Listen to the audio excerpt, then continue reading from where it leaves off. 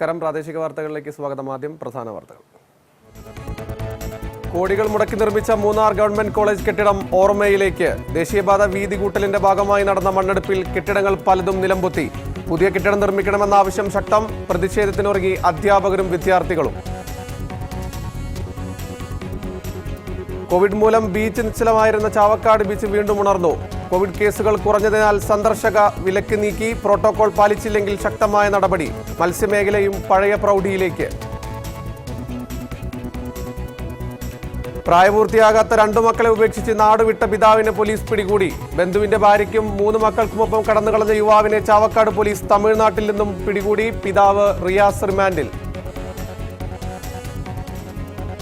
Mundakayam bus സ്റ്റാൻഡിൽ വാക്ക് തർക്കത്തിൽ police ഉദ്യോഗസ്ഥനെ കയ്യേറ്റം ചെയ്യാൻ ശ്രമിച്ച സംഭവത്തിൽ 4 പേർ പിടിയിൽ. പിടിയിലായത് ബസ് സ്റ്റാൻഡിലെ ചുമട്ട് തൊഴിലാളികളും ഓട്ടോ ഡ്രൈവർമാരും. തൊടുപുഴക്കടുത്തുള്ള കാഞ്ഞാറിലെ രാജാക്കാട് ടൗൺ കാണാൻ സന്ദർശകരുടെ തിരക്ക്. രാജാക്കാട് ടൗൺ കാഞ്ഞാറിൽ ഒരുക്കിയത് ദൃശ്യം സിനിമയുടെ 2ാം ഭാഗത്തിനായി.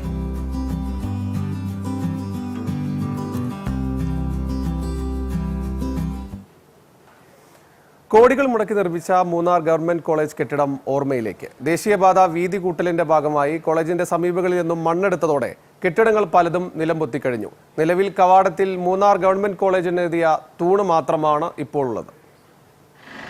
2018 പ്രളയത്തെ തുടർന്നുണ്ടായ മണ്ണിടിച്ചിലാണ് മൂന്നാർ ഗവൺമെന്റ് കോളേജ് പൂർണ്ണമായി തകരുകയും കൊച്ചി ധനുഷ്കോടി ദേശീയപാതയിലൂടെയുള്ള ഗതാഗതം നിലയ്ക്കുകയും ചെയ്തത്. യുദ്ധകാലാടിസ്ഥാനത്തിൽ ഗതാഗതം പുനഃസ്ഥാപിച്ചെങ്കിലും കുട്ടികളുടെ തുടർ പഠനം അനിശ്ചിതത്വത്തിലായി. പ്രശ്നത്തിൽ സംസ്ഥാന വിദ്യാഭ്യാസ വകുപ്പും മൂന്നാറിലെ ജനപ്രതിനിധികളും ഇടപെട്ടതോടെ മൂന്നാർ എഞ്ചിനീയറിംഗ് കോളേജിന്റെ കെട്ടിടത്തിൽ അവസാന വർഷ വിദ്യാർത്ഥികൾക്ക് പഠിക്കാൻ സൗകര്യമൊരുക്കി. എന്നാൽ അധ്യാപകർക്ക് ഇരിപ്പിടമോ ശുചിമുറകളോ ഉണ്ടായിരുന്നില്ല. പ്രതിസന്ധിക്കിടയിലും പഠനം പൂർത്തിയാക്കി കുട്ടികൾ പടിയിറങ്ങിയെങ്കിലും കോളേജിന് സ്വന്തം കെട്ടിടമെന്ന് കീറാമുട്ടിയായി തുടരുകയാണ്. താൻ MLA ആയിരിക്കുമ്പോൾ കൊണ്ടുവന്ന കോളേജ് തൊഴിലാളികളുടെ മക്കൾ പഠിക്കുന്നതിനാണ്. എന്നാൽ മൂന്നാറിന്റെ സ്വപ്നം ഇല്ലാതാവുകയാണെന്ന് AK മണി പ്രതികരിച്ചു. സർക്കാരും ദേവികുളം MLAയും നടപടികൾ സ്വീകരിക്കണമെന്നും അദ്ദേഹം ആവശ്യപ്പെട്ടു. കുട്ടികൾ എവിടെ പഠിക്കുന്നു കേട്ട മാട്ട് തൊഴുത്തിനെക്കാളും വളരെ മോശമായ ഒരു സ്ഥലത്തിലാണ് ഇപ്പോൾ കുട്ടികൾ വിദ്യാഭ്യാസം നേടിക്കൊണ്ടിരിക്കുന്നത്. അവിടെ കൊണ്ട് എത്ര കുട്ടികളെ അവിടെ അടച്ചു വെച്ച് കോളേജ് നടത്താൻ പറ്റും എന്നുള്ളത് ഇതുമായി ബന്ധപ്പെട്ട് ഗവൺമെന്റും MLA ഉൾപ്പെടെ ഉള്ള ആൾക്കാർ ചിന്തിക്കുന്നത് നല്ലതാണ്. കോവിഡിന്റെ പ്രതിസന്ധി മാറി കുട്ടികളെത്തുമ്പോൾ സ്വന്തമായി കെട്ടിടം കണ്ടെത്തണമെന്നാണ് അധ്യാപകരുടെ ആവശ്യം. സാഹചര്യങ്ങൾക്കനുസൃതമായി സർക്കാർ വകുപ്പുകൾ പ്രവർത്തിച്ചാൽ കാടുകയറിയ പല കെട്ടിടങ്ങളും കുട്ടികളുടെ പഠനത്തിനായി തുറന്നു നൽകാൻ കഴിയും. മൂന്നാർ എഞ്ചിനീയറിംഗ് കോളേജിനായി കണ്ടെത്തിയ ഭൂമി അധികൃതർ അടിയന്തരമായി പതിച്ചു നൽകുന്നതിന് നടപടികൾ സ്വീകരിച്ചാൽ പുതിയ കെട്ടിടമെന്ന കുട്ടികളുടെ ആവശ്യം നിറവേറും. റിപ്പോർട്ടർ, മൂന്നാർ. കോവിഡ് മൂലം നിശ്ചലമായിരുന്ന ചാവക്കാട് ബീച്ച് വീണ്ടും ഉണരുകയാണ്. കോവിഡ് കേസുകൾ കുറഞ്ഞതിന്റെ അടിസ്ഥാനത്തിൽ വീണ്ടും ബീച്ച് പഴയ അവസ്ഥയിലേക്കെത്തി. കോവിഡിന്റെ കണക്കുകൾ തീരദേശങ്ങളിൽ കൂടിയതിനെ തുടർന്ന് ബീച്ചിലേക്കുള്ള സന്ദർശക വിലക്കുണ്ടായിരുന്നു. എന്നാൽ കോവിഡ് നിയന്ത്രണ വിധേയമായതിനെ തുടർന്ന് സന്ദർശകരുടെ വിലക്കിൽ അയവ് വരുത്തുകയായിരുന്നു. മത്സ്യമേഖലയും ഇതിനോടനുബന്ധിച്ച് ഉണർന്നു കഴിഞ്ഞു. അനേകം സന്ദർശകർ ഇപ്പോൾ ബീച്ചിലെത്തുന്നുണ്ട്. എല്ലാവരും കൃത്യമായി കോവിഡ് മാനദണ്ഡങ്ങൾ പാലിച്ചാണ് ഇവിടെ എത്തുന്നത്. മാസ്കും സാനിറ്റൈസറും കയ്യിൽ കരുതിയാണ് പലരും ബീച്ച് കാണാൻ എത്തിയത്. സന്ദർശകരുടെ എണ്ണവും ഉയർന്നിട്ടുണ്ട്. മത്സ്യമേഖലയും ഉണർന്നു കഴിഞ്ഞു. കടപ്പുറത്ത് തട്ടുകടകളിട്ട് കച്ചവടം നടത്തുന്ന മത്സ്യത്തൊഴിലാളികളും സജീവമാണ്. മത്സ്യബന്ധനം കഴിഞ്ഞെത്തുന്ന ബോട്ടുകൾ കരയിലെത്തി മീൻ ലേലം ചെയ്യുന്ന കാഴ്ചയും കാണാം. എല്ലാം തികഞ്ഞ ജാഗ്രതയോടെയാണ് എന്ന് മാത്രം. ഇടയ്ക്ക് കോവിഡ് കണക്കുകൾ തീരദേശങ്ങളിൽ കൂടിയതിനെ തുടർന്ന് ബീച്ചിലേക്ക് സന്ദർശകരെ കടത്തിവിടാൻ അധികൃതർ വിസമ്മതിച്ചിരുന്നു. എന്നാൽ കോവിഡ് നിയന്ത്രണ വിധേയമായതിനെ തുടർന്ന് സന്ദർശകരുടെ വിലക്കിൽ അയവ് വരുത്തുകയായിരുന്നു. ദിവസേന ആയിരക്കണക്കിന് സന്ദർശകർ എത്തുന്ന സ്ഥലമാണ് ചാവക്കാട് ബീച്ച്. എന്നാൽ ഇപ്പോൾ കോവിഡിന്റെ പശ്ചാത്തലത്തിൽ വേണ്ടത്ര ജാഗ്രത പുലർത്തിയാണ് ബീച്ചിൽ സന്ദർശകർ എത്തുന്നതെന്നും ശ്രദ്ധേയമാണ്. റിപ്പോർട്ടർ, ഗുരുവായൂർ. ഇടമലക്കുടിയിലെ വികസന പാതയുടെ സ്മാരകമായ ഒരു പാല നിർമ്മാണം പൂർത്തിയാക്കി പതിറ്റാണ്ട് പിന്നിടുമ്പോഴും അപ്രോച്ച് റോഡുകൾ നിർമ്മിക്കാത്തതിനാൽ ആർക്കും പ്രയോജനമില്ലാതെ പാലം മാറുകയായിരുന്നു. കാടിന് നടുവിൽ ലക്ഷങ്ങൾ മുടക്കി നിർമ്മിച്ച പാലം ഇപ്പോൾ നശിച്ചുകൊണ്ടിരിക്കുകയാണ്. ഇടമലക്കുടി പഞ്ചായത്ത് രൂപീകരിച്ചതിനു ശേഷം ഏറ്റവും പ്രധാനമായി നടപ്പിലാക്കാൻ തീരുമാനിച്ച റോഡ് വികസനമായിരുന്നു. അതിനായി 10 കോടി രൂപ അനുവദിക്കുകയും ചെയ്തു. പിന്നീട് കുത്തിറക്കവും കൊടും വളവുമുള്ള പ്രദേശത്തെ കയറ്റം കുറയ്ക്കുന്നതിനും സമീപത്തുള്ള തോട്ടിലെ വെള്ളം ഉയരുന്ന സാഹചര്യത്തിൽ അക്കരെ കടക്കാൻ കഴിയാതെ വരുന്ന പ്രതിസന്ധിക്ക് പരിഹാരം കാണുന്നതിനുമായി ഇവിടെ പാലവും പണികഴിപ്പിച്ചു. എന്നാൽ പാല നിർമ്മാണം പൂർത്തിയായി 5 വർഷം പിന്നിടുമ്പോഴും അപ്രോച്ച് റോഡുകളുടെ നിർമ്മാണം ആരംഭിച്ചിട്ട് പോലുമില്ല. ആദിവാസികളുടെ പേരിൽ അല്ലെങ്കിൽ ഇടമലക്കുടിക്കാരുടെ പേരിൽ കോടികൾ അഴിമതി നടത്തി അടിച്ചുമാറ്റിക്കൊണ്ടുപോകുന്നവർ ഇവർക്ക് വേണ്ടിയുള്ള അടിസ്ഥാന സൗകര്യം എന്ന രീതിയിൽ ഈ റോഡ് പണിത് അതുപോലെ തന്നെ ഈ പാലത്തിൻ്റെ പണി പൂർത്തിയാക്കി ഇവരോട് കാണിക്കുന്ന അവഗണന അവസാനിപ്പിച്ച് ഈ റോഡ് പണി ഈ പാലവും എത്രയും പെട്ടെന്ന് പൂർത്തിയാക്കി ഗതാഗത യോഗ്യമായ ഒരു വഴി പണി നൽകണമെന്ന് ആവശ്യപ്പെടുന്നു. റോഡ് നിർമ്മാണത്തിനായി കഴിഞ്ഞ UDF ഭരണകാലത്ത് 10 കോടി രൂപ അനുവദിച്ചെങ്കിലും പലവിധ കാരണങ്ങളാൽ ഇതും എങ്ങും എത്തിയിട്ടില്ല. ഗതാഗത യോഗ്യമായ റോഡല്ലാത്തതിനാൽ ഇടമലക്കുടിയിലെ മറ്റ് വികസന പ്രവർത്തനങ്ങൾക്കും ഇത് തിരിച്ചടിയായി മാറുകയാണ്. റിപ്പോർട്ടർ, മൂന്നാർ. സംസ്ഥാന യുവജനക്ഷേമ ബോർഡിന്റെ നേതൃത്വത്തിൽ മലപ്പുറം ജില്ലയിലെ യൂത്ത് യുവ ക്ലബ്ബുകൾക്ക് സ്പോർട്സ് കിറ്റുകൾ വിതരണം ചെയ്തു. ഉന്നത വിദ്യാഭ്യാസ വകുപ്പ് മന്ത്രി ഡോക്ടർ KT ജലീൽ വിതരണോദ്ഘാടനം നിർവഹിച്ചു. മികച്ച പ്രവർത്തനം നടത്തിയ മലപ്പുറം ജില്ലയിലെ യൂത്ത് യുവ ക്ലബ്ബുകൾക്കാണ് സംസ്ഥാന യുവജനക്ഷേമ ബോർഡ് സ്പോർട്സ് കിറ്റുകൾ വിതരണം ചെയ്തത്. ആദ്യഘട്ടത്തിൽ 76 ക്ലബ്ബുകൾക്കാണ് കിറ്റ് നൽകിയത്. വളാഞ്ചേരിയിൽ വെച്ച് നടന്ന ചടങ്ങിൽ ഉന്നത വിദ്യാഭ്യാസ വകുപ്പ് മന്ത്രി ഡോക്ടർ KT ജലീൽ ജില്ലാതല വിതരണോദ്ഘാടനം നിർവഹിച്ചു. ക്ലബ്ബുകളെയും കൂട്ടായ്മകളെയും പ്രോത്സാഹിപ്പിക്കേണ്ടത് കാലഘട്ടത്തിന്റെ ആവശ്യമാണെന്നും യുവജനക്ഷേമ പ്രവർത്തനങ്ങൾക്ക് സർക്കാർ വലിയ പരിഗണനയാണ് നൽകുന്നതെന്നും അദ്ദേഹം പറഞ്ഞു. നമ്മളുടെയൊക്കെ പ്രിയങ്കരനായിരുന്ന ബിജുവിന്റെ നേതൃത്വത്തിൽ മികച്ച നിലയിൽ പ്രവർത്തനം നടത്തിക്കൊണ്ടിരുന്ന സ്ഥാപനമാണ്. ബിജുവിന്റെ വിയോഗം തീർച്ചയായിട്ടും നമ്മളെല്ലാവരെയും ദുഃഖിപ്പിക്കുന്നുണ്ട്. യുവജനക്ഷേമ ബോർഡിന്റെ പ്രവർത്തനങ്ങൾ വിവിധ മേഖലകളിൽ അടയാളപ്പെടുത്തിയ വൈസ് ചെയർമാൻ P. ബിജുവിന്റെ ഓർമ്മകളെ ചടങ്ങിൽ അനുസ്മരിച്ചു. യുവജനക്ഷേമ ബോർഡ് മെമ്പർ ഷെരീഫ് പാലോളി അധ്യക്ഷനായിരുന്നു. ജില്ലാ കോർഡിനേറ്റർ KP നജ്മുദ്ദീൻ, ജില്ലാ youth programme officer KG Pradeep Kumar, coordinator Mahroof, MM Jafar Khan എന്നിവർ പങ്കെടുത്തു. റിപ്പോർട്ടർ, വളാഞ്ചേരി. ലോക്ഡൌണിനെ തുടർന്ന് അടച്ച കള്ള് ഷാപ്പുകൾ സജീവമായെങ്കിലും കോവിഡ് മാനദണ്ഡങ്ങളുടെ ഭാഗമായി നിരവധി നിയന്ത്രണങ്ങളാണ് നിലവിലുള്ളത്. എന്നാൽ തൃശൂർ പഴുവിലുള്ള കള്ള് ഷാപ്പ് സുരക്ഷാ ക്രമീകരണങ്ങളുടെ കാര്യത്തിൽ ഒരു പടി മുന്നിലാണ്. പൊതു ടാപ്പിൽ നിന്ന് വെള്ളം പിടിക്കുന്നത് പോലെയാണ് ഷാപ്പിൽ പൈപ്പിൽ നിന്ന് കുപ്പിയിൽ കള്ള് നിറച്ച് നൽകുന്നത്. ഷാപ്പിന്റെ വിശേഷങ്ങൾ കാണാം. മുൻപത്തെ പോലെ ഷാപ്പിലിരുന്ന് കുടിക്കാൻ അനുവദിക്കില്ല. കള്ള് പാഴ്സൽ വാങ്ങാൻ കുപ്പിയോ പാത്രമോ കരുതണം. ഇങ്ങനെ പോകുന്നു ലോക്ഡൌണിന് ശേഷം ഷാപ്പുകളിൽ പൊതുവെയുള്ള സുരക്ഷാ ക്രമീകരണങ്ങൾ. എന്നാൽ പഴുവിൽ കരാഞ്ചിറ റോഡരികിലെ കള്ള് ഷാപ്പ് സുരക്ഷയുടെ കാര്യത്തിൽ ഒരു പടി കൂടി മുന്നിലാണ്. പൊതു ടാപ്പിൽ നിന്ന് വെള്ളം പിടിക്കുന്നത് പോലെ പൈപ്പിൽ നിന്ന് കുപ്പിയിൽ നിറച്ചു വേണം കള്ള് വാങ്ങാൻ. ഷാപ്പിനകത്ത് അളന്നെടുത്ത കള്ള് ജീവനക്കാർ പൈപ്പിലൂടെ ഒഴിച്ചു നൽകും.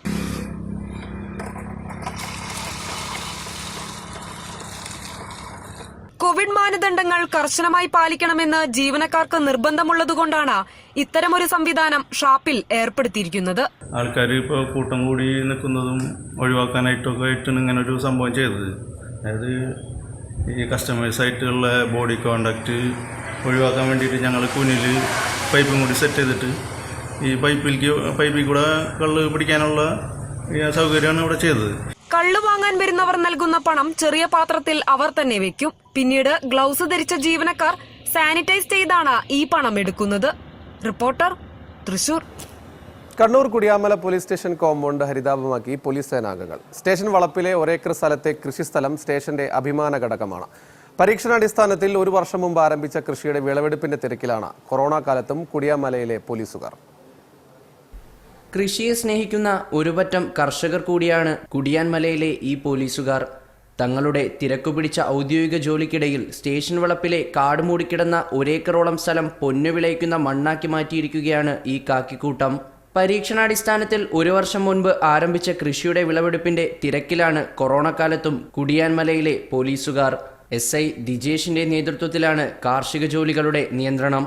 ജോലി കഴിഞ്ഞ് ഒഴിവ് വരുന്ന സമയം സേനാംഗങ്ങളെല്ലാം കൃഷിയിൽ വ്യാപൃതരാകും. ഇന്ന് വിപണിയിൽ ലഭിക്കുന്ന അപൂർവം പച്ചക്കറികൾ ഒഴികെയെല്ലാം കാക്കിപ്പട ഇവിടെ വിളയിച്ചെടുത്തതാണ്. പച്ചക്കറി വിഭവങ്ങൾ കഴിയുന്നതും നമ്മുടെ ഈ പറമ്പിൽ നിന്ന് തന്നെയാണ് ശേഖരിച്ചു വരുന്നത്. യാതൊരു വിഷമയവുമില്ലാതെ തികച്ചും ജൈവപരമായ രീതിയിൽ തന്നെ ഇവിടുത്തെ കൃഷി ചെയ്തു പോരുകയാണ്. നല്ലൊരു കർഷകൻ കൂടിയായ ഹോംഗാർഡ് മാത്യുവും പോലീസ് സേനാംഗങ്ങളും പച്ചക്കറി ചെടികളുടെ പരിപാലനത്തിൽ എല്ലാ സമയവും സജീവമാണ്. വിളവെടുത്ത പച്ചക്കറികൾ ക്യാൻറ്റീനിലെ ആവശ്യത്തിന് ഉപയോഗിക്കും. ബാക്കി വരുന്നവ പൊതുജനങ്ങൾക്ക് കുറഞ്ഞ വിലയിൽ വിൽപ്പന നടത്തും. തികച്ചും ജൈവവളം മാത്രം ഉപയോഗിച്ചുള്ള കൃഷിയിലൂടെ കാക്കി മനസ്സിലെ നന്മയുടെ പാഠമാണ് ഇവർ പകർന്നു നൽകുന്നത്. റിപ്പോർട്ടർ, കണ്ണൂർ.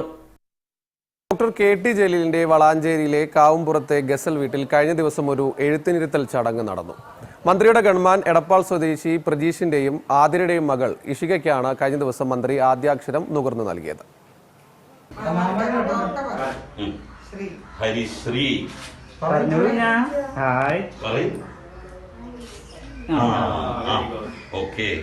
കോവിഡ് പോസിറ്റീവ് സ്ഥിരീകരിച്ച സമയമായതിനാൽ ഗൺമാൻ പ്രജീഷിന് വിജയദശമി ദിനത്തിൽ മകളുടെ എഴുത്തിനിരുത്തൽ ചടങ്ങ് നടത്താൻ സാധിച്ചിരുന്നില്ല. ആ ചടങ്ങാണ് കുടുംബസമേതം മന്ത്രിയുടെ വീട്ടിലെത്തി കോവിഡ് പ്രോട്ടോകോൾ പാലിച്ച് നടത്തിയത്. ഗുരുസ്ഥാനീയനായി കാണുന്ന മന്ത്രി തന്നെ തന്റെ മകൾക്ക് ആദ്യാക്ഷരം പകർന്നു നൽകിയതിൽ അഭിമാനമുണ്ടെന്നും ഏറെ സന്തോഷം തോന്നുന്നുവെന്നും പ്രജീഷും ഭാര്യ ആതിരയും പറഞ്ഞു. മുൻപ് വിവാദങ്ങൾ കൊടുമ്പിരികൊണ്ടിരിക്കെ മന്ത്രി ഡോക്ടർ കെ ടി ജലീലിന്റെ വീട്ടുപടിക്കൽ വിവിധ രാഷ്ട്രീയ പാർട്ടികളുടെ സമരമുറകൾ അരങ്ങ് തകർക്കുമ്പോൾ മന്ത്രിയുടെ വീട്ടിൽ സുഹൃത്തിന്റെ മകളുടെ ചോറൂണ് ചടങ്ങും എഴുത്തിനിരുത്തൽ ചടങ്ങും മന്ത്രി നിർവഹിച്ചത് ഏറെ വാർത്താ പ്രാധാന്യം നേടിയിരുന്നു. നൌഷാദ് അത്തിപ്പറ്റയ്ക്കൊപ്പം റിപ്പോർട്ടർ വളാഞ്ചേരി. കോവിഡിന്റെ വിരസതകൾക്കിടയിൽ മനോഹര കാഴ്ചകൾ ആസ്വദിക്കാൻ സഞ്ചാരികൾ ഏറെ എത്തിയിരുന്ന മലപ്പുറം തിരൂരങ്ങാടി ചെറുമുക്കിലെ ആമ്പൽപ്പാടം കൗതുകമാണ്. ഏക്കർ കണക്കിന് പാടത്ത് ആമ്പൽ പൂക്കൾ വിരിഞ്ഞു നിൽക്കുന്ന കൗതുക കാഴ്ച കാണാൻ വരുന്ന സന്ദർശകർ ആമ്പലുകൾ പറിച്ചു കൊണ്ടുപോയതോടെ വയൽ കാലിയായിരിക്കുകയാണിപ്പോൾ. അടുത്ത വർഷം മുതൽ ജില്ലാ ടൂറിസം വകുപ്പിന്റെ നേതൃത്വത്തിൽ സഞ്ചാരികൾക്ക് ആവശ്യമായ സൗകര്യമൊരുക്കണമെന്നാണ് നാട്ടുകാരുടെ ആവശ്യം. നന്നമ്പ്ര പഞ്ചായത്തിന്റെയും തിരൂരങ്ങാടി നഗരസഭയുടെയും അതിർത്തി പങ്കിടുന്ന ചെറുമുക്ക് വെഞ്ചാലി വയലിലെ ആമ്പൽ വസന്തം ആസ്വദിക്കാനായി ജില്ലയ്ക്കകത്തും പുറത്തുനിന്നുമായി ആയിരക്കണക്കിന് സഞ്ചാരികളാണ് ഈ വർഷം എത്തിയത്. ആമ്പൽ പൂക്കളുടെ സൗന്ദര്യ ചിത്രങ്ങൾ സോഷ്യൽ മീഡിയയിലൂടെ പ്രചരിച്ചതോടെയാണ് ആമ്പൽ പൂക്കൾ കാണാൻ രാവിലെ 6 മണി മുതൽ വൈകുന്നേരം വരെ വയലിലേക്ക് ആളുകൾ ഒഴുകിയെത്തിയത്. ഒടുവിൽ സഞ്ചാരികളുടെ തിരക്ക് മൂലം അധികൃതർക്ക് നിയന്ത്രണങ്ങൾ ഏർപ്പെടുത്തേണ്ടിയും വന്നു. വയൽ പ്രദേശത്ത് എല്ലാ വർഷവും ജൂൺ മുതൽ ഒക്ടോബർ വരെയുള്ള കാലയളവിൽ പ്രകൃതി ഭംഗി ആസ്വദിക്കുന്നതിനും ജലകേളികൾ നടത്തുന്നതിനും ധാരാളം സന്ദർശകർ ഇവിടെ എത്താറുണ്ടെന്ന് നാട്ടുകാർ പറയുന്നു. മാത്രമല്ല, സെപ്റ്റംബർ ഒക്ടോബർ മാസങ്ങളിൽ ഈ വയലിൽ വിരിഞ്ഞു നിൽക്കുന്ന ആമ്പൽ വസന്തം കാണുന്നതിന് മാത്രം കേരളത്തിന്റെ വിവിധ ഭാഗങ്ങളിൽ നിന്നും ധാരാളം സഞ്ചാരികളും എത്തിയതോടെ ഈ സുന്ദരമായ കേന്ദ്രത്തിന്റെ ചുമതല ടൂറിസം പ്രൊമോഷൻ കൗൺസിൽ ഏറ്റെടുക്കണമെന്ന ആവശ്യവുമായി നാട്ടുകാരും കൂട്ടായ്മ രംഗത്തെത്തി.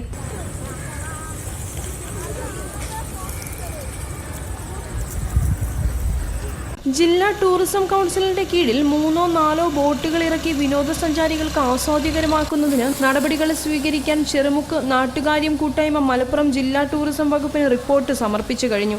നാനാഭാഗത്തു നിന്നും കുടുംബസമേതം ആളുകൾ ഈ കാഴ്ച കാണാൻ വരികയുണ്ടായി. ഇത് കണക്കിലെടുത്തുകൊണ്ട് ചെറുമുക്ക് നാട്ടുകാര്യം കൂട്ടായ്മ ജില്ലാ ടൂറിസം വകുപ്പിന് ഈ വിവരം അറിയിക്കുകയും അതിൻ്റെ അടിസ്ഥാനത്തിൽ അടുത്ത വർഷം എല്ലാ സഞ്ചാരികൾക്കും അത് നല്ല രൂപത്തിൽ കാണാനും ഉള്ള അവസരമൊരുക്കണം എന്ന് അഭ്യർത്ഥിച്ചുകൊണ്ട് നിവേദനം നൽകുകയുണ്ടായി. നവംബർ മാസം തുടങ്ങി 3 മാസം പുഞ്ചകൃഷിയുടെ സമയമായതിനാൽ ഇപ്പോൾ വയൽ പൂട്ടുന്ന പ്രവൃത്തികൾ നടന്നുകൊണ്ടിരിക്കുകയാണ്. ബാക്കി സമയങ്ങളിൽ കായിക മത്സരങ്ങൾ നടക്കും. വരും ദിവസങ്ങളിൽ ടൂറിസം പ്രൊമോഷൻ കൗൺസിൽ അംഗങ്ങൾ സ്ഥലം സന്ദർശിക്കാമെന്ന് അറിയിച്ചതായി കൂട്ടായ്മ ഭാരവാഹികൾ പറഞ്ഞു. ജില്ലാ ടൂറിസം വകുപ്പ് ഏറ്റെടുക്കുന്നതോടെ കൂടുതൽ സഞ്ചാരികൾ ഇവിടേക്ക് എത്തുമെന്നാണ് നാട്ടുകാരുടെ പ്രതീക്ഷ. ND മുഹമ്മദ് സിയാദിനൊപ്പം റിപ്പോർട്ടർ തേഞ്ഞിപ്പലം. പാലക്കാട് നഗരത്തിൽ വീണ്ടും വൻ കഞ്ചാവ് വേട്ട.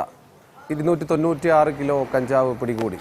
ലോറിയിൽ പ്ലാസ്റ്റിക് കുപ്പികൾക്കടിയിൽ ഒളിപ്പിച്ച് കടത്തുകയായിരുന്നു കഞ്ചാവ്. ആന്ധ്രാപ്രദേശ്, തമിഴ്നാട് സ്വദേശികളായ 2 പേർ സംഭവത്തിൽ പിടിയിലായി.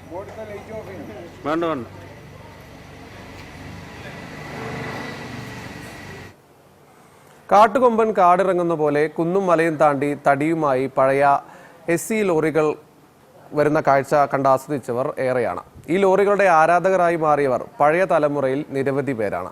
സ്ഫടികത്തിലും പുലിമുരുകലിലും ഒക്കെ തിളങ്ങി നിന്ന പഴയ SC ലോറികളുടെ ചിത്രപ്പണികൾ വരെ അതിൻ്റെ മാത്രം പ്രത്യേകതകളാണ്. പക്ഷേ 50 വർഷമായി ഈ മേഖലയിൽ തൊഴിലെടുക്കുന്ന പല തൊഴിലാളികളും ഇന്ന് പ്രതിസന്ധിയിലാണ്.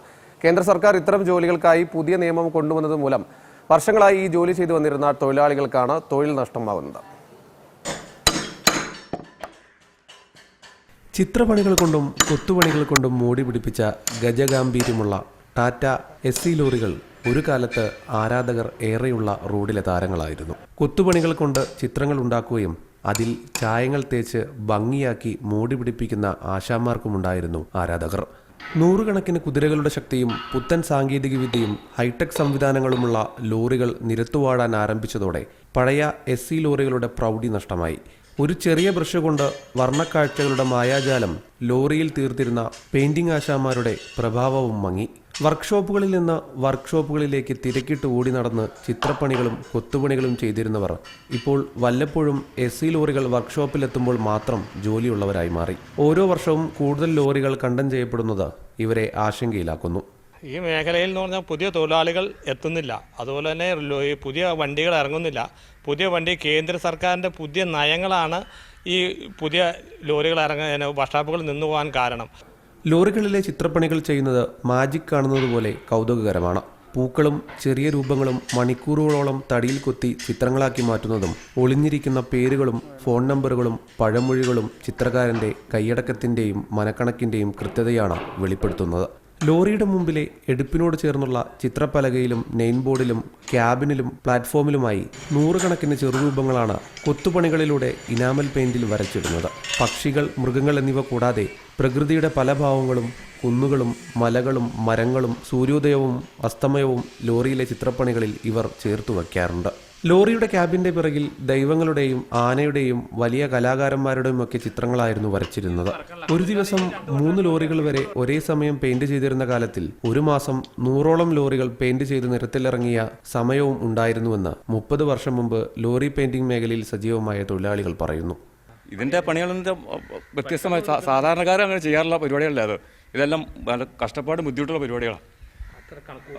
എല്ലാം വലിയ വലിയ ഇരുമ്പുകളും വലിയ വലിയ തടികളുമാണ് കയറ്റിച്ച് പടന്നുകൊണ്ടിരിക്കുന്നത്.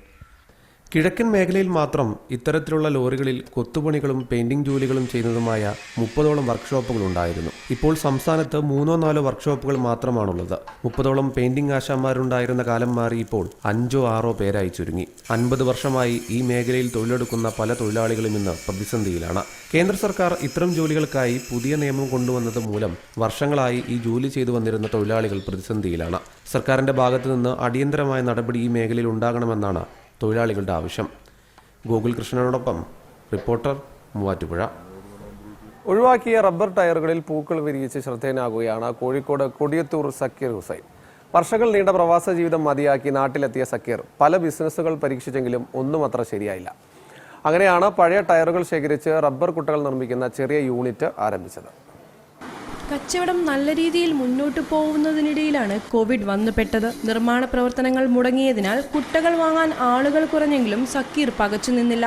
ലോക്ക്ഡൌണിൽ ജനങ്ങൾ കൃഷിയിലേക്കും ചെടി വളർത്തലിലേക്കും തിരിഞ്ഞത് ശ്രദ്ധയിൽപ്പെട്ടപ്പോഴാണ് പഴയ ടയർ കൊണ്ട് ചെടിച്ചട്ടികൾ നിർമ്മിക്കാമെന്ന ആശയം രൂപപ്പെട്ടത്. അങ്ങനെ റബ്ബർ കൊണ്ടുള്ള വിവിധ രൂപങ്ങളിലുള്ള ചെടിച്ചട്ടികൾ നിർമ്മിക്കാൻ തുടങ്ങി. വർഷങ്ങളോളം ഈടുനിൽക്കുമെന്നതാണ് ഇതിന്റെ സവിശേഷത. വിവിധ വർണ്ണങ്ങളിലുള്ള ചെടിച്ചട്ടികൾ വാങ്ങാൻ ധാരാളം ആവശ്യക്കാർ എത്തുന്നുണ്ടെന്ന് സക്കീർ പറയുന്നു. തുടക്കം മുതലേ ഉണ്ടാക്കി തുടങ്ങിയ കൊട്ടയാണ് റബ്ബർ കൊട്ട. മണ്ണും ഇതൊക്കെ വാരുന്ന സൈസ് റബ്ബർ നട്ടുമ്പോൾ ഇട്ടിട്ട കൊട്ട. പിന്നെ ഇപ്പം ചട്ടികളും കൂടുതലായി. ചട്ടി നേരത്തെ ഉണ്ടാക്കാറുണ്ടായിരുന്നു, പക്ഷേ ആരെങ്കിലുമൊക്കെ പറഞ്ഞാലേ ഉണ്ടാക്കുള്ളൂ. ഇനിയിപ്പോൾ ഒന്ന് കൂടുതലായിട്ട് ചട്ടിമേലേക്ക് തിരിഞ്ഞു. ലോക്ക്ഡൗണിൽ തീർച്ചയായിട്ടും ആദ്യത്തെ ഒരു 3-4 മാസമൊക്കെ ശരിക്കും ഒരു മന്ദപ്പായിരുന്നു. പണിക്കാരൊക്കെ നമ്മൾ ചിലവ് കൊടുത്ത് കുറച്ച് പ്രയാസപ്പെട്ടൊക്കെ തന്നെ. ഏതായാലും ഇപ്പോൾ പഴയ രീതിയിലേക്ക് ആയി വരുന്നുണ്ട്. 60 രൂപ മുതൽ 150 രൂപ വരെയുള്ള വ്യത്യസ്ത പൂച്ചട്ടികളാണ് നിർമ്മിക്കുന്നത്. ഒഴിവാക്കിയ ടയറുകൾ പൂന്തോട്ടങ്ങളിലും അലങ്കാര കൃഷിത്തോട്ടങ്ങളിലും ആകർഷകമായ ചെടിച്ചട്ടിയായി മാറുകയാണ്. താമരച്ചട്ടി, തുളസിത്തറ തുടങ്ങിയ ചട്ടികൾക്കാണ് ആവശ്യക്കാർ അധികം. പഞ്ചർ കടകളിൽ നിന്നും മറ്റും ശേഖരിക്കുന്ന ഒഴിവാക്കിയ ടയറുകളാണ് ഉപയോഗിക്കുന്നത്. ടയർ ചെത്തുന്നവരും ചെടിച്ചട്ടി ഉണ്ടാക്കുന്നവരുമൊക്കെയായി 10ഓളം കുടുംബങ്ങളുടെ ഉപജീവന മാർഗമാണിന്ന് ഈ കുടിൽ വ്യവസായം. മുക്കം ഗോതമ്പ് റോഡിലെ വീടും പരിസരവുമാണ് ഷോറൂമും ഗോഡൌണുമായി പ്രവർത്തിക്കുന്നത്. ചില്ലറ വ്യാപാരത്തിനും മൊത്ത വ്യാപാരത്തിനും ധാരാളം ആളുകൾ ഇവിടെ എത്തുന്നുണ്ട്. റഫീഖ് തോട്ടുമുക്കത്തിനൊപ്പം റിപ്പോർട്ടർ, മുക്കം. പ്രായപൂർത്തിയാകാത്ത 2 മക്കളെ ഉപേക്ഷിച്ച് ബന്ധുവിന്റെ ഭാര്യയ്ക്കൊപ്പവും 3 മക്കൾക്കൊപ്പവും തമിഴ്നാട്ടിലേക്ക് കടന്നു കളഞ്ഞ യുവാവിനെ ചാവക്കാട് പോലീസ് പിടികൂടി. തമിഴ്നാട് കൃഷ്ണഗിരി MGR നഗറിൽ റിയാസിനെയാണ് ചാവക്കാട് പോലീസ് പിടികൂടിയത്. ചാവക്കാട് എടക്കഴിയൂർ പഞ്ചവടിയിൽ താമസിച്ചിരുന്ന ബന്ധുവിന്റെ ഭാര്യയ്ക്കും 3 മക്കൾക്കുമൊപ്പമാണ് റിയാസ് നാടുവിട്ടത്. 3 മാസം മുമ്പാണ് സംഭവം. തന്നെയും പ്രായപൂർത്തിയാവാത്ത 2 മക്കളെയും ഉപേക്ഷിച്ച് റിയാസ് മുങ്ങിയെന്ന ഭാര്യയുടെ പരാതിയിൽ പോലീസ് അന്വേഷണം ആരംഭിക്കുകയായിരുന്നു. തുടർന്ന് പോലീസ് നടത്തിയ അന്വേഷണത്തിൽ ഇവരെ തമിഴ്നാട്ടിലെ കൃഷ്ണഗിരി എന്ന സ്ഥലത്തു നിന്നും കണ്ടെത്തി. Chavakkad station inspector SHO Anilkumar T മേപ്പിള്ളിയുടെ നേതൃത്വത്തിൽ SI UK ഷാജഹാനും സംഘവുമാണ് പ്രതിയെ അറസ്റ്റ് ചെയ്തത്. പ്രായപൂർത്തിയാവാത്ത 2 മക്കളെ ഉപേക്ഷിച്ചു പോയ കുറ്റത്തിൽ ജുവനൈൽ ജസ്റ്റിസ് ആക്ട് പ്രകാരമാണ് റിയാസിനെതിരെ കേസെടുത്തിട്ടുള്ളത്. ചാവക്കാട് മജിസ്ട്രേറ്റ് കോടതിയിൽ ഹാജരാക്കിയ പ്രതിയെ കോടതി റിമാൻഡ് ചെയ്തു. റിയാസിനൊപ്പം നാടുവിട്ട യുവതിയെയും മക്കളെയും ചൈൽഡ് വെൽഫെയർ കമ്മിറ്റി മുൻപാകെ ഹാജരാക്കി. റിപ്പോർട്ടർ, ചാവക്കാട്. മുണ്ടക്കയം ബസ് സ്റ്റാൻഡിൽ വാക്ക് തർക്കം പറഞ്ഞു തീർക്കാനെത്തിയ പോലീസ് ഉദ്യോഗസ്ഥനെ പരസ്യമായി അസഭ്യം പറയുകയും കയ്യേറ്റം ചെയ്യാൻ ശ്രമിക്കുകയും ചെയ്ത സംഭവത്തിൽ 4 പേർ പിടിയിലായി. ബസ് സ്റ്റാൻഡിലെ ചുമട്ടുതൊഴിലാളികളും ഓട്ടോ ഡ്രൈവർമാരുമായ ഇവർ കടയുടമയുമായി തർക്കമുണ്ടാകവെ സ്റ്റാൻഡിൽ ഡ്യൂട്ടിയിലുണ്ടായിരുന്ന ഷിഹാസ് എന്ന പോലീസുകാരൻ പ്രശ്നത്തിൽ ഇടപെടുകയായിരുന്നു. മുണ്ടക്കയം സ്വദേശികളായ കിഴക്കേമുറിയിൽ ജെയ്മോൻ, മുണ്ടക്കയം 34 മൈൽ പുതുപ്പറമ്പിൽ സന്തോഷ്, ചുണ്ടശ്ശേരിയിൽ വരിക്കാനി ജെബി, മുണ്ടമറ്റം സെന്റ് കോളനി പുതുപ്പറമ്പിൽ അനിൽകുമാർ എന്നിവരെയാണ് മുണ്ടക്കയം SHO ഇൻസ്പെക്ടർ ഷിബുകുമാർ പിടികൂടിയത്. ഒക്ടോബർ 25 വൈകിട്ട് മുണ്ടക്കയം ബസ് സ്റ്റാൻഡിൽ വെച്ചാണ് ഇവർ മദ്യലഹരിയിൽ പോലീസുകാരനെ അസഭ്യം പറഞ്ഞത്. ശാരീരിക അസ്വാസ്ഥ്യം അനുഭവപ്പെട്ട പോലീസ് ഉദ്യോഗസ്ഥനെ ഉടൻ തന്നെ ആശുപത്രിയിൽ പ്രവേശിപ്പിച്ചിരുന്നു. ഇതിനുശേഷം മുണ്ടക്കയം ബസ് സ്റ്റാൻഡിലെ 4 തൊഴിലാളികൾക്കെതിരെ പോലീസ് കേസ് രജിസ്റ്റർ ചെയ്തിരുന്നു. ബസ് സ്റ്റാൻഡിലെ ചുമട്ട് തൊഴിലാളികളും ഓട്ടോ ഡ്രൈവർമാരുമായ ഇവർ സ്റ്റാൻഡിലെ കടയുടമയുമായി തർക്കത്തിലേർപ്പെടുകയും തുടർന്ന് ബഹളം അതിരൂക്ഷമായതോടെ സ്റ്റാൻഡിൽ ഡ്യൂട്ടിയിലുണ്ടായിരുന്ന ഷിഹാസ് പ്രശ്നത്തിൽ ഇടപെടുകയുമായിരുന്നു. സ്റ്റാൻഡിൽ ബഹളമുണ്ടായ സ്ഥലത്തെത്തിയ ഷിഹാസ് ഇവിടെ ബഹളം വെച്ച തൊഴിലാളികളോട് മാറി നിൽക്കാൻ ആവശ്യപ്പെട്ടു. എന്നാൽ ഇവർ ഇതിന് തയ്യാറാകാതെ ഷിഹാസിനെ അസഭ്യം പറയുകയും കയ്യേറ്റം ചെയ്യാൻ ശ്രമിക്കുകയുമായിരുന്നു. പോലീസ് സ്റ്റേഷനിൽ വയർലെസ് സെറ്റിലൂടെ വിവരം അറിയിച്ചിട്ടും പോലീസുകാർ എത്താൻ വൈകി. 2 പോലീസുകാർ സ്ഥലത്തെത്തിയപ്പോഴേക്കും അക്രമികൾ രക്ഷപ്പെടുകയും ചെയ്തിരുന്നു. പ്രതികളെ അറസ്റ്റ് ചെയ്യാൻ വൈകിയത് പോലീസിനെതിരെ ഏറെ വിമർശനങ്ങൾ ഉയരാൻ കാരണമായിരുന്നു. റിപ്പോർട്ടർ, മുണ്ടക്കയം. ഇപ്പോൾ തൊടുപുഴക്കടുത്തുള്ള കാഞ്ഞാറിലെത്തിയാലും രാജാക്കാട് ടൗൺ കാണാം. ദൃശ്യം സിനിമയുടെ 2ാം ഭാഗം നിർമ്മിക്കുന്നതിനായി മലങ്കര ജലാശയത്തിന്റെ തീരത്താണ് രാജാക്കാട് ടൗൺ പുനരാവിഷ്കരിച്ചിരിക്കുന്നത്. രാജാക്കാട് ടൗണിലുള്ള റേഷൻ കട, പോലീസ് സ്റ്റേഷൻ, കുരിശുപള്ളി, വളം ഡിപ്പോ, തുണിക്കട തുടങ്ങി ഒരു സിറ്റിയിലുള്ള എല്ലാ സംവിധാനങ്ങളും ഈ സെറ്റിൽ ഒരുക്കിയിട്ടുണ്ട്. കാഞ്ഞാർ കൈപ്പക്കവലയിലെത്തുന്നവരെ സ്വാഗതം ചെയ്യുന്നത് രാജാക്കാട് ഗ്രാമപഞ്ചായത്തിന്റെ ബോർഡാണ്. കൈപ്പക്കവലയിലെത്തിയാൽ രാജാക്കാട് ടൗണിന്റെ ദൃശ്യഭംഗി മുഴുവൻ കാണാനുമാകും. ദൃശ്യം 2ാം ഭാഗത്തിന്റെ ചിത്രീകരണത്തിനായാണ് ഇവിടം രാജാക്കാട് ജംഗ്ഷനാക്കി മാറ്റിയിരിക്കുന്നത്. രാജാക്കാട് ടൗണിലുള്ള റേഷൻ കട, പോലീസ് സ്റ്റേഷൻ, കുരിശുപള്ളി, വളം ഡിപ്പോ, തുണിക്കട തുടങ്ങി ഒരു സിറ്റിയിലുള്ള എല്ലാ സംവിധാനങ്ങളും ഈ സെറ്റിൽ ഒരുക്കിയിട്ടുണ്ട്. കൈപ്പക്കവലയുടെ ദൃശ്യഭംഗി മുഴുവൻ തന്നെ സിനിമയിൽ പകർത്തുകയാണ് അണിയറക്കാർ.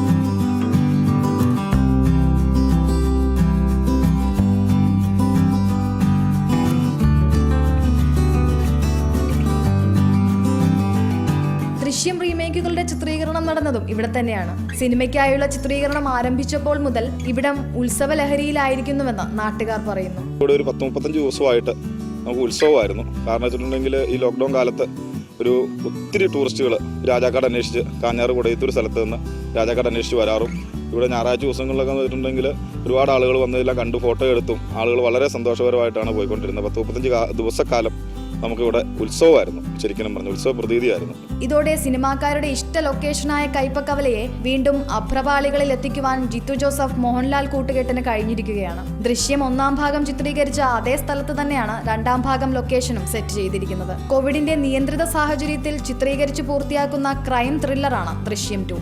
ഷിജു ഏഴല്ലൂരിനൊപ്പം റിപ്പോർട്ടർ, തൊടുപുഴ. ശിലായുഗ കാലഘട്ടത്തിന്റെ ഓർമ്മപ്പെടുത്തലുകളുമായി നിരവധി ചരിത്രാവശിഷ്ടങ്ങൾ ഇടുക്കിയിലെ മലനിരകളിൽ പലയിടങ്ങളിലും കാണാൻ സാധിക്കും. ചിന്നക്കനാൽ, മുട്ടുകാട്, മുനിയറക്കുന്നിലെ ചരിത്രശേഷിപ്പുകൾ ശിലായുഗ കാഴ്ചകൾക്കൊപ്പം പ്രകൃതിയുടെ അതിമനോഹരമായ കാഴ്ചകളും സഞ്ചാരികൾക്ക് പകർന്നു നൽകുന്നു.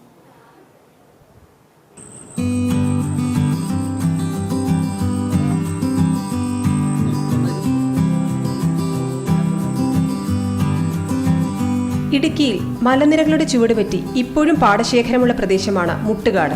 നെൽവയലുകൾക്കപ്പുറം സുഗന്ധവ്യഞ്ജനങ്ങൾ വിളയുന്ന കൃഷിയിടങ്ങളും നീർച്ചാലുകളുമൊക്കെ വശ്യഭംഗിയാണ് പ്രദേശത്തിന് നൽകുന്നത്.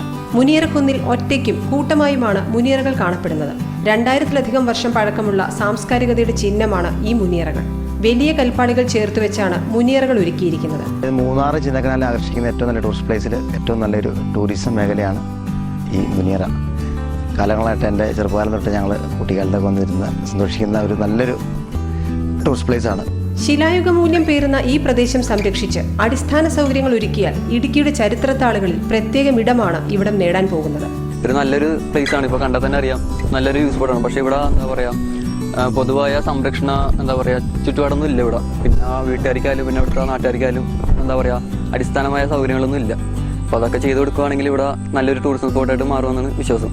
20-ലധികം മുനിയറകളാണ് ഇവിടെയുള്ളത്. ഒപ്പം ഒരു ഗുഹയും കാണപ്പെടുന്നു. ശിലായുഗ മനുഷ്യർ ഇവിടെ കൂട്ടമായി വസിച്ചിരുന്നു എന്നാണ് കരുതപ്പെടുന്നത്. ശിലായുഗ കാഴ്ചകൾക്കൊപ്പം കോടമഞ്ഞ് പെയ്തിറങ്ങുന്ന താഴ്വരയും ഇടുക്കിയുടെ കാർഷിക സംസ്കാരത്തിന്റെ നേർക്കാഴ്ചകളുമാണ് മുട്ടുകാട് പകർന്നു നൽകുന്നത്. പ്രിൻസ് ജെയിംസിനൊപ്പം reporter, Nedumkandam. Kollam press club ഏർപ്പെടുത്തിയ വി ലക്ഷ്മണൻ സ്മാരക ജേർണലിസം അവാർഡിന് കേരള മീഡിയ അക്കാദമി പൂർവ്വ വിദ്യാർത്ഥിനി ആര്യ ആനന്ദ് അർഹയായി. ജേർണലിസം ആൻഡ് മാസ് കമ്മ്യൂണിക്കേഷൻ വിഭാഗത്തിൽ 649 മാർക്കോടെ PG ഡിപ്ലോമ പാസ്സായാണ് ആര്യ അവാർഡ് കരസ്ഥമാക്കിയത്. പടിഞ്ഞാറെ കല്ലട K ആനന്ദ്കുമാറിന്റെയും മീനാകുമാരിയുടെയും മകളാണ് ആര്യ. അടുത്ത മാസം 6 നടക്കുന്ന വി ലക്ഷ്മണൻ അനുസ്മരണ യോഗത്തിൽ ആര്യയ്ക്ക് അവാർഡ് സമർപ്പിക്കും. പ്രധാന വാർത്തകൾ. കോടികൾ മുടക്കി നിർമ്മിച്ച മൂന്നാർ ഗവൺമെന്റ് കോളേജ് കെട്ടിടം ഓർമ്മയിലേക്ക്. ദേശീയപാത വീതി കൂട്ടലിന്റെ ഭാഗമായി നടന്ന മണ്ണെടുപ്പിൽ കെട്ടിടങ്ങൾ പലതും നിലംപൊത്തി. പുതിയ കെട്ടിടം നിർമ്മിക്കണമെന്ന ആവശ്യം ശക്തം. പ്രതിഷേധത്തിനൊരുങ്ങി അധ്യാപകരും വിദ്യാർത്ഥികളും. കോവിഡ് മൂലം നിശ്ചലമായിരുന്ന ചാവക്കാട് ബീച്ച് വീണ്ടും ഉണർന്നു. കോവിഡ് കേസുകൾ കുറഞ്ഞതിനാൽ സന്ദർശക വിലക്ക് നീക്കി. പ്രോട്ടോകോൾ പാലിച്ചില്ലെങ്കിൽ ശക്തമായ നടപടി. മത്സ്യമേഖലയും പഴയ പ്രൗഢിയിലേക്ക്. പ്രായപൂർത്തിയാകാത്ത 2 മക്കളെ ഉപേക്ഷിച്ച് നാടുവിട്ട പിതാവിനെ പോലീസ് പിടികൂടി. ബന്ധുവിന്റെ ഭാര്യയ്ക്കൊപ്പം 3 മക്കൾക്കൊപ്പം കടന്നുകളഞ്ഞ യുവാവിനെ ചാവക്കാട് പോലീസ് തമിഴ്നാട്ടിൽ നിന്നും കണ്ടെത്തി. പിതാവ് റിയാസ് റിമാൻഡിൽ. മുണ്ടക്കയം ബസ് സ്റ്റാൻഡിൽ വാക്ക് തർക്കത്തിൽ പോലീസ് ഉദ്യോഗസ്ഥനെ കയ്യേറ്റം ചെയ്യാൻ ശ്രമിച്ച സംഭവത്തിൽ 4 പേർ പിടിയിൽ. പിടിയിലായത് ബസ് സ്റ്റാൻഡിലെ ചുമട്ട് തൊഴിലാളികളും ഓട്ടോ ഡ്രൈവർമാരും. തൊടുപുഴക്കടുത്തുള്ള കാഞ്ഞാറിൽ രാജാക്കാട് ടൗൺ കാണാൻ സന്ദർശക തിരക്ക്. രാജാക്കാട് ടൗൺ കാഞ്ഞാറിൽ ഒരുക്കിയത് ദൃശ്യം സിനിമയുടെ 2ാം ഭാഗത്തിനായി.